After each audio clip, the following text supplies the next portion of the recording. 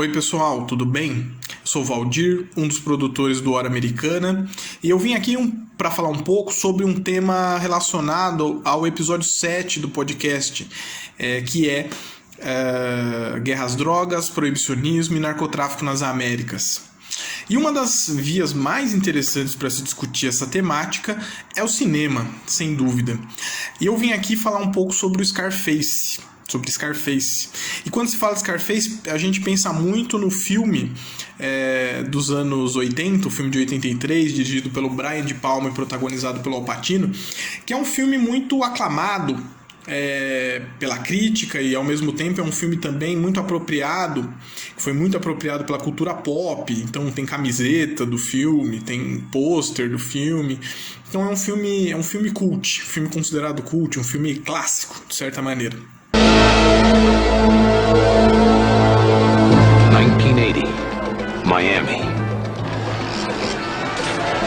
They called it Little Havana, where the American dream had a price tag, and only one man in a million was hungry enough to pay.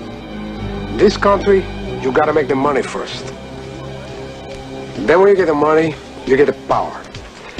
Then when you get the power, then you get the woman. Scarface. Mas nem todo mundo sabe que o filme do Brian De Palma, ele é um remake de um filme também clássico dos anos 30, Scarface, de 1932, dirigido pelo Howard Hawks. E é muito interessante comparar esses dois filmes para se pensar um pouco sobre a trajetória do proibicionismo nos Estados Unidos. Porque o filme da década de 30, ele é um filme sobre... é um filme que se passa no contexto da lei seca, da Prohibition, né? Que nos anos 20 há uma emenda constitucional que proíbe o consumo de álcool nos Estados Unidos. O resultado disso, o resultado dessa lei, não foi o fim do consumo de álcool nos Estados Unidos. Pelo contrário, as pessoas continuaram consumindo álcool e houve uma apropriação por parte da máfia, do crime organizado, da produção, da distribuição e do comércio desses produtos que se tornaram ilícitos nos Estados Unidos na década de 20. E o Scarface do Howard Hawks, de 32, ele se passa no contexto da lei seca. No contexto da lei seca, ele é feito em 32, a lei seca ela só vai ser revogada em 33. É interessante que com o crescimento da máfia nos Estados Unidos, esses personagens relacionados a essas atividades criminosas, eles passaram a se tornar personagens que geravam o interesse, geravam a curiosidade do, digamos assim, do cidadão comum. Não por acaso, dentro do cinema clássico norte-americano, surgiu um gênero de filmes só sobre a máfia e só sobre esses personagens relacionados à máfia, que são os filmes de gangster.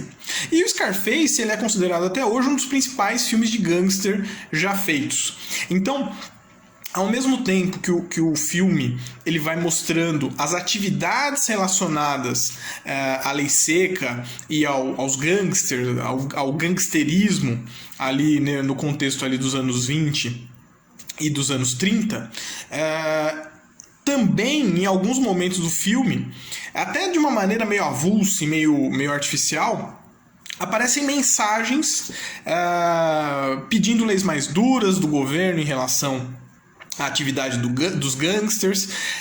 O filme ele começa com um letreiro cobrando atitudes governamentais e ao mesmo tempo cobrando o próprio espectador do filme, dizendo o governo ele é responsável pelo que está acontecendo, mas você também é o governo, então você também tem a sua parte de responsabilidade na atuação dos gangsters.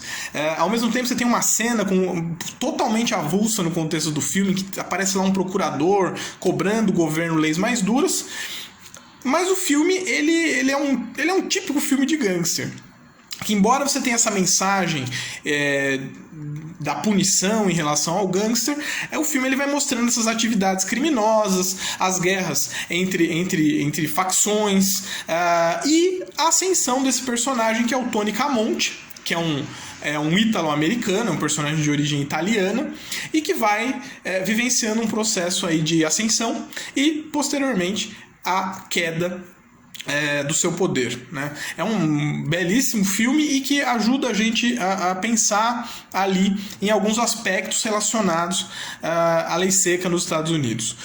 O filme dos anos 80, que é um filme mais conhecido, ele é uma releitura, ele segue a mesma espinha dorsal do roteiro, que é esse personagem, o Tony, agora não mais o italiano Camonte, mas o cubano Montana, que vai vivenciando uma escalada, e que é um sujeito que quer o poder, e esse poder ele vem por meio do dinheiro que está associado ao tráfico de drogas, né?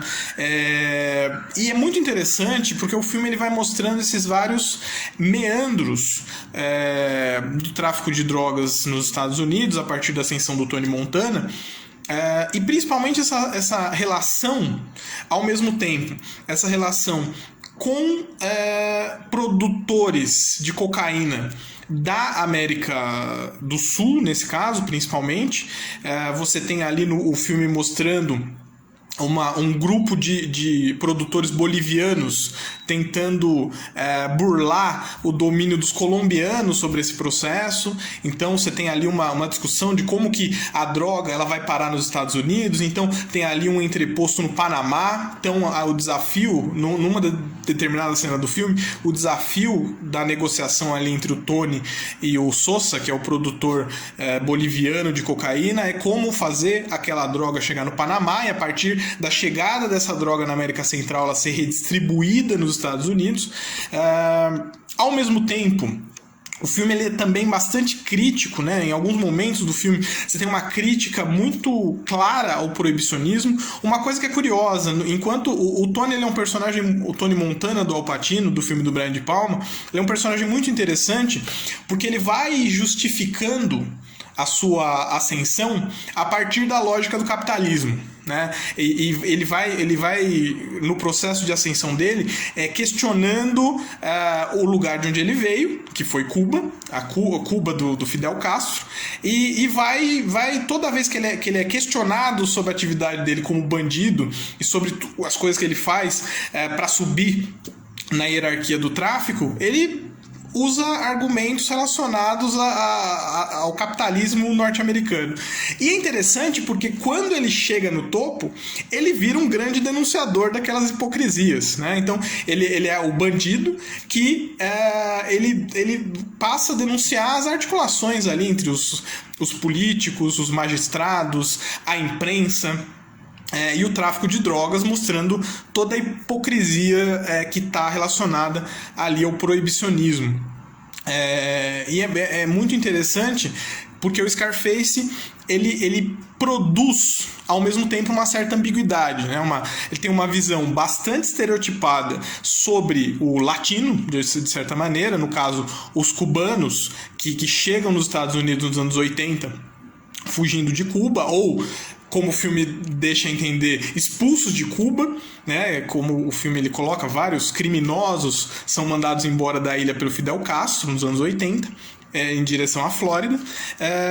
Mas ao mesmo tempo o filme também é uma grande crítica às políticas de drogas nos Estados Unidos. E é interessante porque, assim como os diretores eles são diretores importantes na história do cinema norte-americano, o Howard Hawks no filme dos anos 30 e o Brian De Palma no filme dos anos 80, os roteiristas também são roteiristas bastante importantes na história do cinema.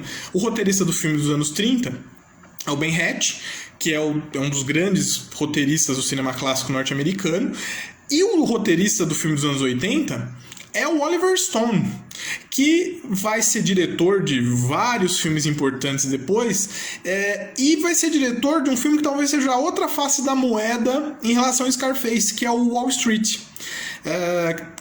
que mostra para onde, quem está consumindo essa droga que vem da Colômbia, que vem da Bolívia, que vem da América do Sul de maneira geral, né?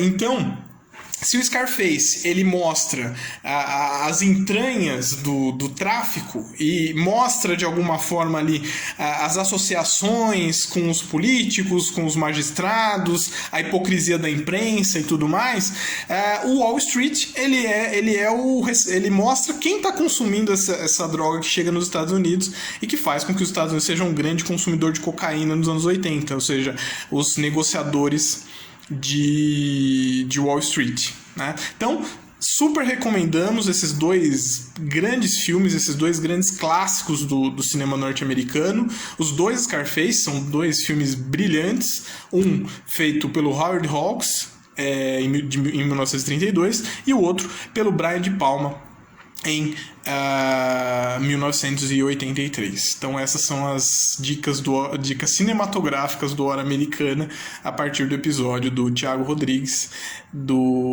sobre a guerra às drogas, o proibicionismo e o narcotráfico nas Américas. É isso, um abraço a todos e vamos seguindo.